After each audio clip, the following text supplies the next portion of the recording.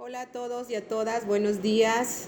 El día de hoy nos encontramos con Susi Benzulul. Susi es poeta, traductora maya tzotzil, licenciada en lengua y cultura y maestra en estudios de intervención feminista. La verdad me da mucho gusto que se encuentre el día de hoy con nosotros. Vamos a entrevistarla porque ella tiene muchas cosas muy interesantes que decirnos, platicar el día de hoy. Sobre todo la invitación que le hice fue a través de una presentación de un libro que ella hizo hace poco aquí en nuestra Facultad de Artes, en campus universitario. Y la verdad es muy interesante lo que vamos a platicar el día de hoy. Buenos días, Susi. Hola, buen día. Bien, vamos a iniciar. La verdad, te agradezco que hayas aceptado esta entrevista y pues el motivo de que te entrevistemos es sobre, como te platiqué en un principio, tenemos una red la red de género, inclusión y diversidad multidisciplinaria. Esa red es pues un proyecto que nació desde hace aproximadamente más de 5 años y se volvió un programa interno de la Facultad de Artes en Servicio Social, y la idea es presentar diferentes propuestas que trabajamos aquí con temas que hablan de la inclusión, de la diversidad y del género. Y cuando escuchamos tu proyecto tu presentación del libro que hiciste hace poco, la verdad, estuvieron ellos ahí, las y los estudiantes de la red, y platicamos y la verdad nos llamó mucho la atención y lo que tú has trabajado. Y bueno, vamos a iniciar con la primera pregunta. ¿Cómo te defines como poeta? Tekelik, Coabelanik, y yo espado Vilabontonik, Tekelik, Tibuchon Chavaik, Shmui Basconton, Tilio Yotique, Tilit Sobolotique, Colabal, Tilaviki, Kuntaleli, Sventachilo y la Cliqueluj. Pues hola, buen día. Me presenté en mi lengua maya tzotzil. Yo soy originaria del municipio de San Juan Chamula, Chiapas. Y pues estoy muy contenta de estar el día de hoy con ustedes charlando, platicando, ¿no? Para poder reflexionar sobre un poquito del trabajo poético que vengo haciendo, ¿no? Y cuál es, cómo estoy trabajando desde los movimientos feministas, desde la escritura como un acto de resistencia ante este sistema patriarcal en el que nos vivimos las mujeres. Bueno, sobre todo las mujeres, aunque este sistema patriarcal en realidad está afectando a otras muchas poblaciones, no solo a las mujeres. Y pues eso, ¿no? Soy poeta, soy escritora maya tzotzil. Aparte de eso me dedico a la docencia, ¿no? A dar clases de tzotzil y de equidad de género aquí en la Universidad de Ciencias y Artes de Chiapas, la UNICACH. Y pues eso. Ay, muy bien, mira, de verdad que muy interesante. Pues bien, nos has comentado sobre temas de trabajo de acoso, hostigamientos, denuncias sexuales. Aquí voy por la segunda pregunta. ¿Qué te llevó a investigar y hablar sobre situaciones de acoso, hostigamiento y denuncias sexuales en tu poesía? Pues justamente el proyecto surge a partir de mi propia historia como niña, como mujer tzotzil, de las violencias físicas y sexuales a las que yo me enfrenté durante mi niñez. Entonces parto de mi propia historia, de mi realidad, de estas violencias que yo viví, que me cruzaban el cuerpo, y posteriormente me di cuenta que no era yo la única, ¿no? Sino después, cuando ya estaba en la prepa, si no mal recuerdo, empecé como a hablar con mis abuelas, ¿no? Y mis abuelas me decían que pues vivieron también ellas violencia, mucha violencia física, violencia sexual, mis bisabuelas, ¿no? Mi mamá, mis tías, mujeres cercanas a mi familia, a mi comunidad. Me di cuenta que teníamos en común el tema de la violencia, de la situación de acoso, de la violencia física, ¿no? En cada una de sus historias de estas mujeres. Entonces, más que como un proceso de investigar no fue, sino más bien que la violencia me cruzó a mí, le cruzó a mi mamá, a mis hermanas, a mis abuelas, a mis bisabuelas. Entonces había un tema, ¿no? Entonces parto de ahí, ¿no? Es mi propia historia, mi historia familiar me llevó a tocar estos temas, ¿no?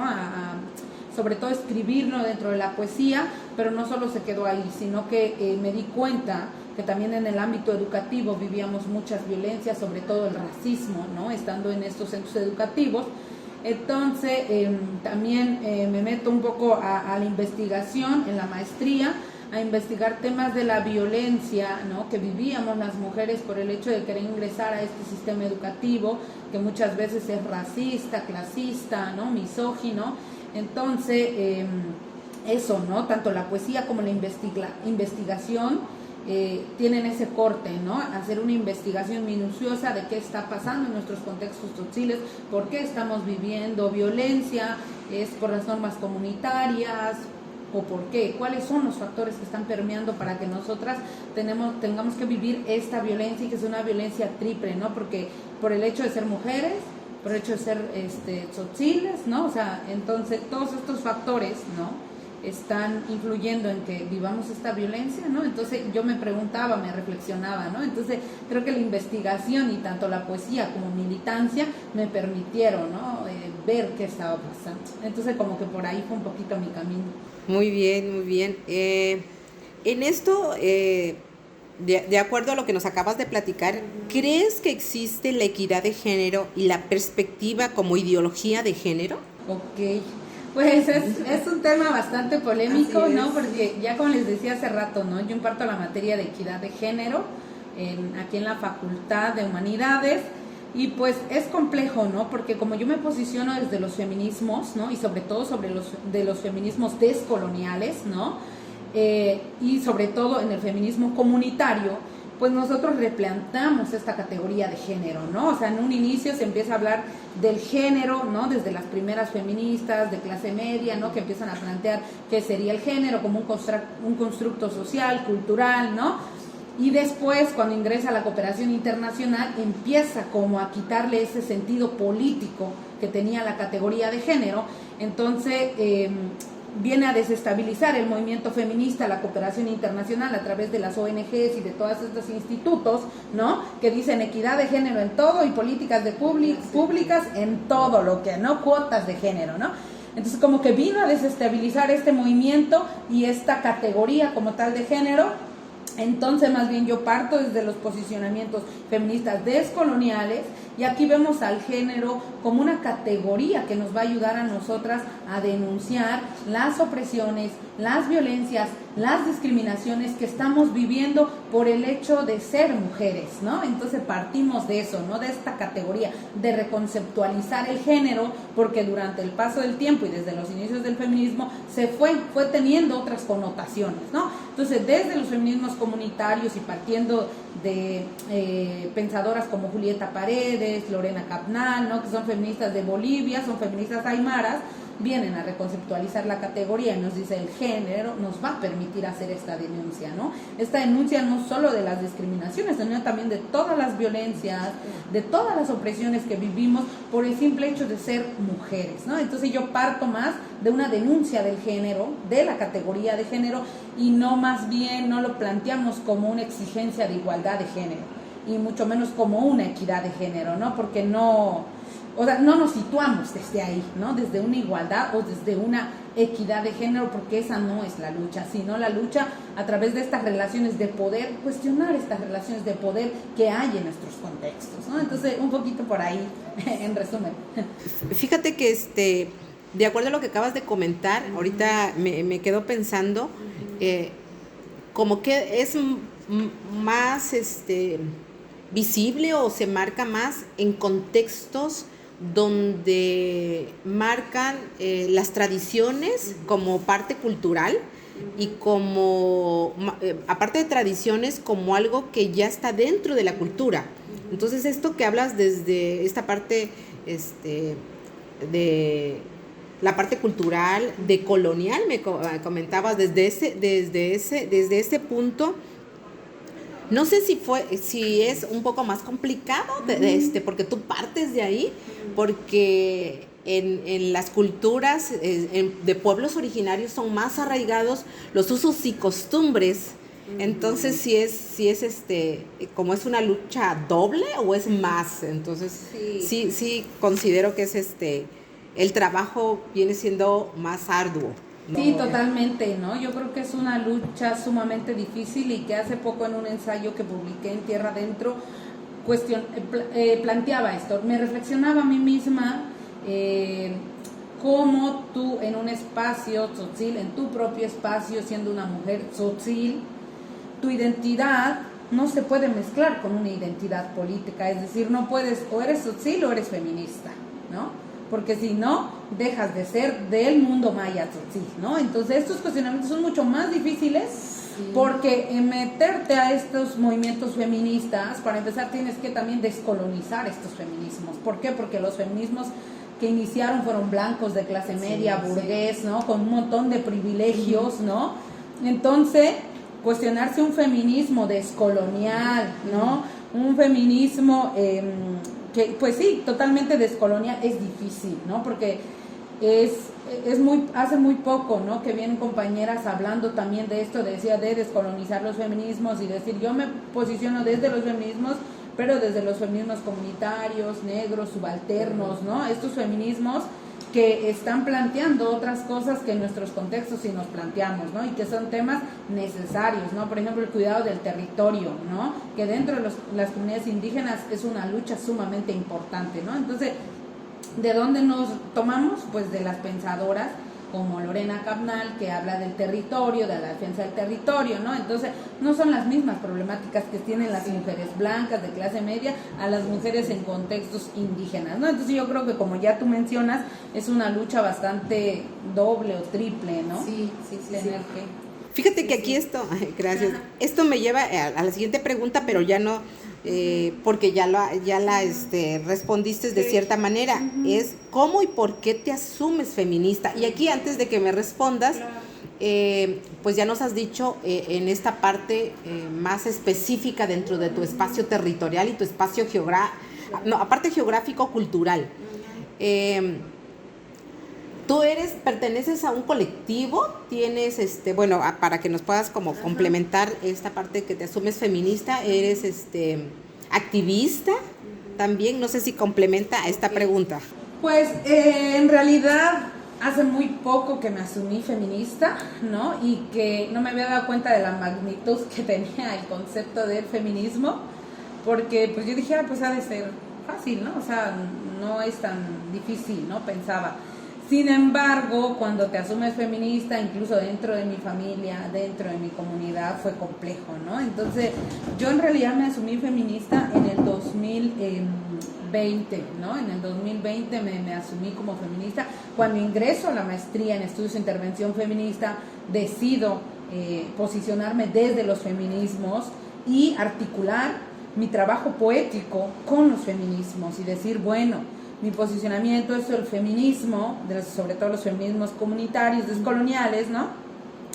Y decido darle un sentido político a mi escritura, ¿no? Y no solo escribir como un acto creativo, sino escribir desde la militancia, desde el activismo, desde la denuncia, ¿no? La poesía y la palabra como una oportunidad de denunciar las violencias que vivimos como mujeres tzotziles, una oportunidad también de hacer militancia y de hacer transformaciones de mi propia historia, pero también la historia de otras compañeras que no han podido atrevido pues a hablar sobre estos temas, ¿no? Entonces, hace muy poco, en el 2020, que me asumo como feminista y pues estoy contenta, ¿no? O sea, pese a las dificultades que implique, ¿no? Posicionarse una mujer maya tzotzil feminista en un contexto sumamente machista y patriarcal, es complejo, pero es la lucha.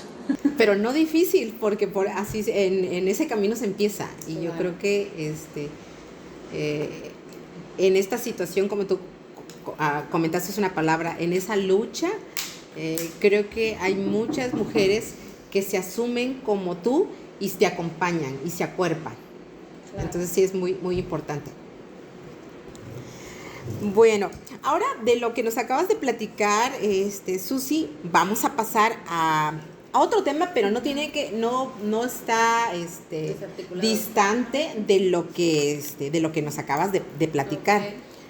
Es sobre estos temas que se han escuchado últimamente sobre los nuevos libros de textos, de la nueva escuela que le llaman, que han habido diferentes opiniones porque hablan estos temas, por cierto, sobre los temas de la inclusión, sobre los temas de género y en estos temas de género hablan estos temas también de los feminismos y los temas hasta del lingüista, tú que eres escritora y tocas estos temas de los temas de las lenguas, o de los, sí es correcto, ¿verdad? No sé si estoy mal, corrígeme, ¿sí? O de estos idiomas y de estas lenguas que están ahorita, que ya los incluyen en los libros de texto. Y han habido es la polémica ahorita. Entonces, yo te quiero hacer una pregunta. ¿Qué opinas sobre los temas que se tratan en los nuevos libros de texto? En este tema que tocan de los feminismos y sobre las diferentes lenguas, porque ahí, nada más como referencia, lo poco que yo conozco, en los textos que van escriben en lengua española, castellano, y entran las diferentes lenguas, y así nada, pero muchos no les parece esto, parece que fuera como que si fuera algo así, que se están, como si fuera cosa que no debería. ¿Qué opinas? No, pues yo creo que ya se habían tardado, ¿no? Yo creo que estos temas son sumamente necesarios, ¿no? Y sobre todo dentro de la educación básica, ¿no? O sea, nunca habíamos visto libros donde se hablara, por ejemplo, de las lenguas indígenas, ¿no? O sea, siempre vivíamos o seguimos viviendo incluso en un México sumamente racista, clasista, donde olvida, desvaloriza las lenguas indígenas de México. O sea, tenemos 68 lenguas indígenas en México, con 364 variantes dialectales. O sea, México ocupa uno de los primeros países en todo el mundo con mucha diversidad lingüística, y me parece que seguimos permeando esta violencia en un México tan racista, tan clasista, que las olvida. Entonces, incluso, pues como te decía al inicio, se habían tardado, ¿no?, en reconocer a las lenguas, incluso siempre ha sido como una postura que desde la primera, en vez de que te enseñen inglés, ¿por qué no te enseñan una de las 68 lenguas indígenas que existen en México? El inglés ha sido como súper hegemónico y ha sido una lengua que quieren como ponerla siempre en toda la estructura, que yo digo que no está mal, pero se le está dando un peso más grande al inglés, al francés, al italiano, que a las lenguas indígenas.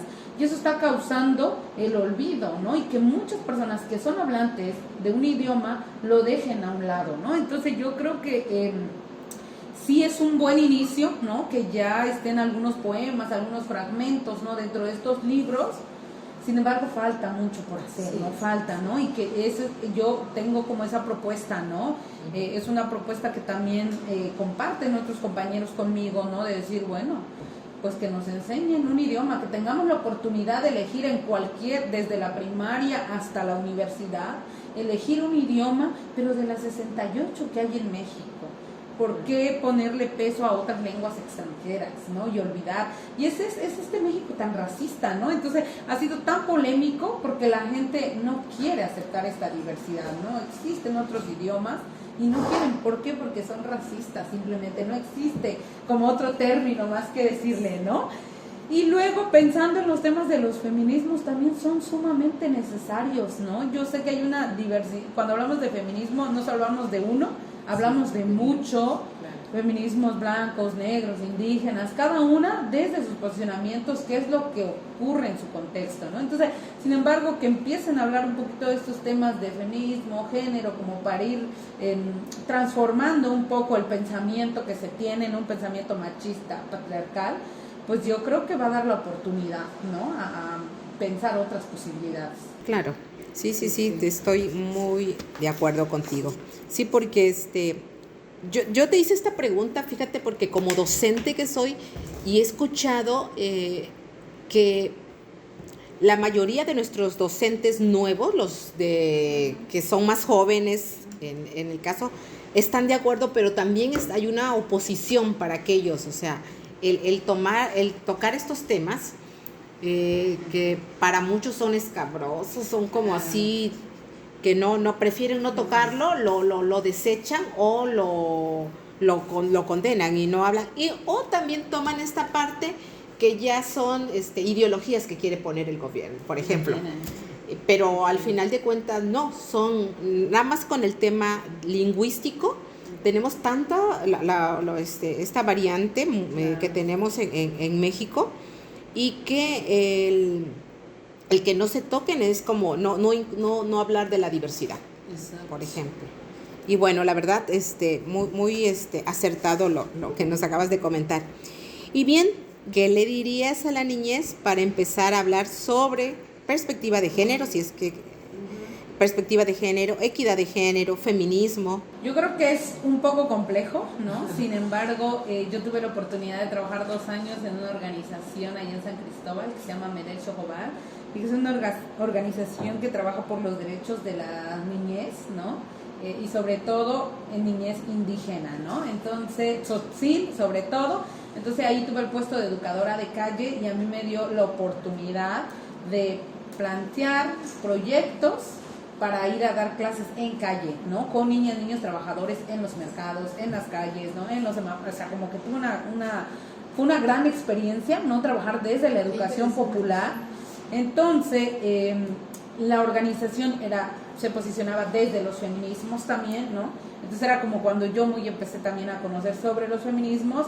Pero antes de eso yo me preguntaba qué necesitaban conocer las niñas y los niños antes de hablarles de feminismo y de género y de todos estos movimientos que sé que son necesarios e importantes en nuestra vida, pero si aún no tenemos claro como la propia historia de tu pueblo, es difícil que tú aprendas ya otra cosa nueva, ¿no? Entonces ahí me planteé yo primero hablar con la niñez sobre qué pasó en tu pueblo, ¿no?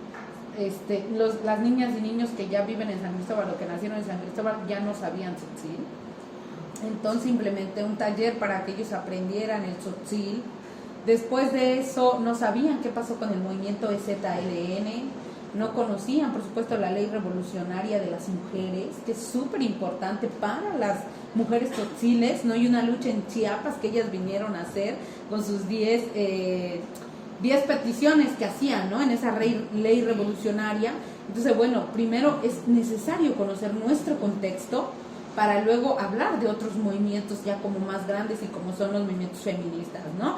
Entonces eso, partiendo de nuestra propia historia, de lo que sucedió en tu contexto, de saber que tu idioma es importante, de saber que hubieron hombres y mujeres que lucharon por el reconocimiento de las personas indígenas, porque en Chiapas ni éramos reconocidas las personas, ¿no? Y mucho menos los pueblos indígenas, estaban sumamente olvidados, ¿no? Volvemos a este México racista, ¿no? Entonces, siempre que he tenido la oportunidad de hablar con la niñez, yo creo que la niñez también es muy diversa, ¿no? Hay niñez tzotzil, celtal, hay mucha diversidad, y también niños pues que solo hablan el español, ¿no? Entonces yo creo que para cada contexto va a ser diferente qué se le podría como decir, ¿no? Porque cada uno tiene su historia, ¿no? Entonces te comparto un poquito qué fue lo que compartí con ellos, sí, con la niñez tzotzil, porque en base a las necesidades que yo pude identificar dije, bueno, ellos necesitan ver sobre su idioma, saber que su idioma tiene una regla, tiene una gramática, tiene una estructura, y que también es importante, ¿no? Que existieron luchas y movimientos del EZLN es importante, ¿no? Entonces como que eso va a depender del contexto de cada niñez. Sí, eso pienso. Fíjate que esto, pues ya nos respondiste la siguiente pregunta, que era ¿cómo abordarías estos temas con la niñez? Y creo que es eso. Primero, y si estoy mal, tú me corriges, es que conozcan su contexto, su historia, de dónde viene, y pues reconociendo eso y conociendo la niñez, eso el hablar de temas de equidad de género, feminismos, creo que ya estaría incluido ya como esta parte de no sé si va como una cultura de paz y no violencia. Tienes que conocer primero qué es el respeto, qué es la paz verdaderamente, qué son los derechos humanos, para seguir con el 2 y el 3, que sería equidad de género, feminismo. Bueno, no sé si... Sí, no sé si yo creo que acuerdo. sí, ¿no? Como dentro de estos movimientos y luchas, ya ha habido un movimiento y una lucha de mujeres que aunque no se nombraban como tal feministas, sino como mujeres que luchan, ¿no? Porque así se nombran las mujeres zapatistas, mujeres que luchan, ¿no? Entonces, que básicamente es lo que el feminismo también está haciendo, ¿no? Viene haciendo una lucha, un posicionamiento político de denunciar estas violencias, estas opresiones que viven por el simplemente hecho de ser mujeres, por ser tzotziles, ¿no? Entonces, yo creo que ya está, ¿no? Dentro de eso, y que poco a poco se puede ir desplegando más, ¿no? Y decir, bueno, esto pasó aquí en tu contexto, pero a lo mejor también en San Juan Cancuc, si no mal recuerdo, hubo una revolución. No, como lo más cercano a su contexto. Yo creo que eso es necesario, que tengamos claro qué pasó en nuestros contextos para luego ir así, viendo las otras luchas, sí, reconocer las luchas de los otros municipios indígenas, ¿no? Y luego ir conociendo otras luchas que fueron surgiendo ya a nivel mundial, ¿no? Entonces yo creo que ya está como dentro, ¿no? De los movimientos. Sí, muy bien. Fíjate, ya para ir cerrando, y voy a retomar algo que nos decías cuando trabajabas con estos niños en situación de calle, creo que de cierta manera, o de los que están más vulnerables por los que se encuentran en mercado, o en situaciones bastante vulnerables, y que empezaste a trabajar con ellos. La verdad que es importante porque como que en estos focos rojos, les voy a poner ahí, pocas veces se trabaja para la niñez. O sea, yo creo que son no sé si los grupos o los personas activistas que toman en cuenta y trabajan con ellos y con ellas, en sí con la niñez.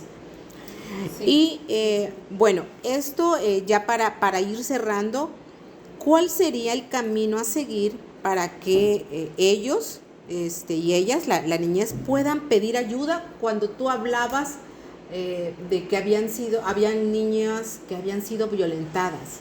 Sí, pues yo creo que, a ver, déjame ver, ¿cuál sería el camino a seguir, no? Sí. Pues yo creo que es muy, muy complejo, muy difícil, porque vivimos en un sistema sumamente patriarcal, machista y clasista. O sea, volvemos otra vez, ¿no? Sí. A este sistema que está oprimiendo, porque cuando una niña vive por ejemplo, una violencia sexual, para empezar, dentro de su ámbito comunitario no se habla de qué es la violencia sexual, ¿no? Por ejemplo, en Chamula, si tú viviste una violencia sexual, pues es mejor que te quedes callada, que no lo nombres, porque vas a ser la vergüenza del pueblo, ¿no? Entonces mejor no lo digas. Se oculta dentro de la familia, se oculta en el ámbito comunitario, entonces se queda la historia ahí como impune, ¿no? Entonces, cuando hay niñas que sí deciden denunciar junto con su mamá y deciden denunciar, tienen que ir a San Cristóbal, ¿no? Acercarse a estos centros de ayuda para la niñez y las mujeres. Pero ¿qué pasa en estos centros? No hay traductores especializados en tzotzil, en tzeltal, en chol, en estos idiomas, y la niña va a venir y te va a narrar su historia en tzotzil. Y entonces, desde ahí hay una barrera de que no hay traductores en nuestros propios idiomas. Es un tema sumamente difícil, y cuando lo hay, son hombres sin perspectiva de género. Ahora sí volvemos, sin perspectiva de género, sin que considere el género de la niña. O sea, eso lo vuelve mucho más difícil, ¿no? Entonces vuelve a revictimizar, ¿no? Entonces es complejo, ¿no? ¿Cuáles serían los pasos a seguir o cómo poder acompañar, ¿no? Sin embargo, como te decía, en Melel Chocobal yo tuve la oportunidad de acompañar niñas a la fiscalía, ¿no? Que me tocaba ir porque en la fiscalía no tenían traductores. Entonces yo tenía que ir a hacer ese trabajo que a mí ya no me correspondía. Lo que yo tenía que hacer era un acompañamiento, ¿no? Para que la niña recibiera el apoyo, ¿no? Entonces, ¿qué hice? Pues yo entrarle a la traducción. O sea, mientras la niña narraba la violencia que vivió y se abría el acta de, no me acuerdo cómo se llama, pues yo ir traduciendo, ¿no? Ir traduciendo esta violencia, ¿no? Entonces, yo creo que es muy difícil el camino a seguir. Primero, porque en nuestra familia nos dicen que nos quedemos calladas, en nuestra comunidad también. Pareciera que todas nuestras normas comunitarias que hay nos dijeran que mejor nos quedemos calladas, ¿no? Entonces, salir de ahí es difícil. Entonces, yo creo que el primer paso sería pensar en cómo desarticular esta violencia, cómo romper con esta violencia machista y patriarcal en nuestros contextos, cómo decir que esto es una norma comunitaria, pero dentro de esta norma comunitaria está el cuerpo de las mujeres violentado. Entonces, cómo desprenderte tú de tu cultura, de tus normas comunitarias y rebelarte y decir es que esto está mal, es que esto es una violencia, esto es que es una opresión. Entonces yo creo que el trabajo primero está ahí, en nuestros contextos, ver cómo vamos a salirnos, ¿no?, del silencio en el que nos tienen atrapados este sistema patriarcal, ¿no? Ya después ver también cómo vamos a hacer con estas instituciones, qué vamos a exigirle a estas instituciones para cuando las mujeres vayan a abrir una denuncia a la fiscalía y tengan la oportunidad de tener un traductor y una persona especializada en feminismos y que pueda, ¿no?, permitirle hacer su denuncia sin miedo, sin temor, sin que la revictimicen, ¿no?, y que pues se haga justicia, ¿no? Entonces yo creo que es muy complejo. Bueno, pensando en la niñez tzotzil, sí, ¿no? Claro. Creo que porque es mi contexto como más cercano. Sí, claro. Sí. Pues eso. Bien, para ir cerrando, no tengo la pregunta planteada y escrita, pero esto me lleva ya para cerrar ya esta entrevista tan importante. La verdad que a mí me deja muchos aprendizajes y muchos interrogantes a la vez. ¿Consideras que sí que el camino, hace un rato dijiste, el camino es difícil de cómo abordar, pero no imposible?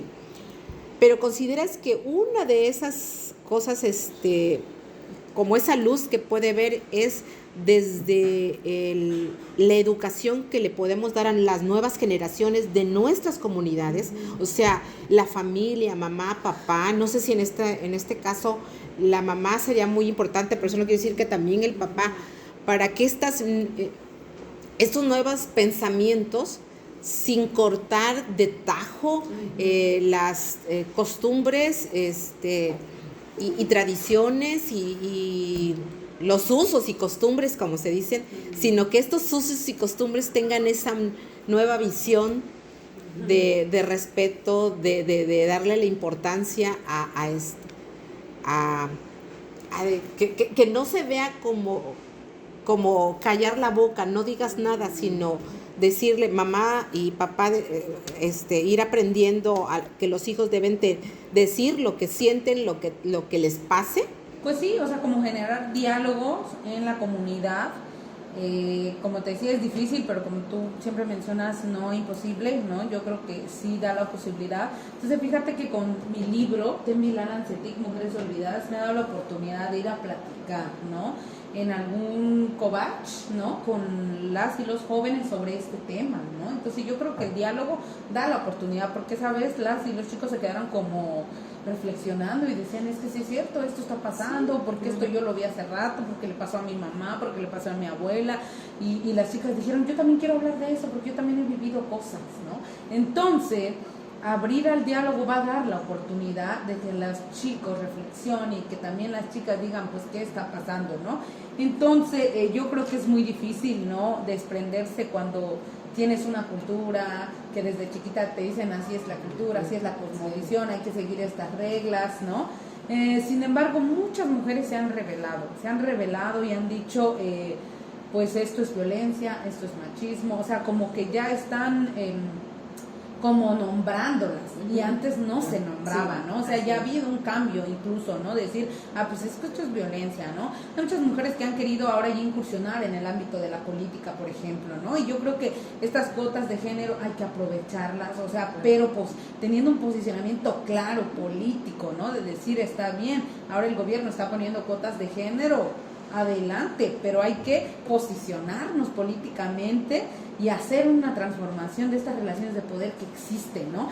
Entonces, yo creo que muchas mujeres ya están saliendo de estos contextos y nos estamos revelando ante estas normas comunitarias, aunque es complejo, pero lo estamos haciendo, ¿no? Y no solo mujeres en la política, mujeres en la escritura, mujeres en el arte, mujeres en la fotografía, en la pintura, en muchos ámbitos, muchas compañeras estamos ocupando el arte para poder denunciar, para poder decir eso está pasando, para no esencializar a nuestros pueblos indígenas, ¿no? Porque siempre se ha esencializado a los pueblos indígenas y se dice que en los pueblos indígenas todo es bonito, todo está bien, no hay maldad, no pasa nada, cuando no es cierto. Eso es esencializar otra vez a los pueblos indígenas, ¿no? Entonces es necesario cuestionar y seguir reflexionando.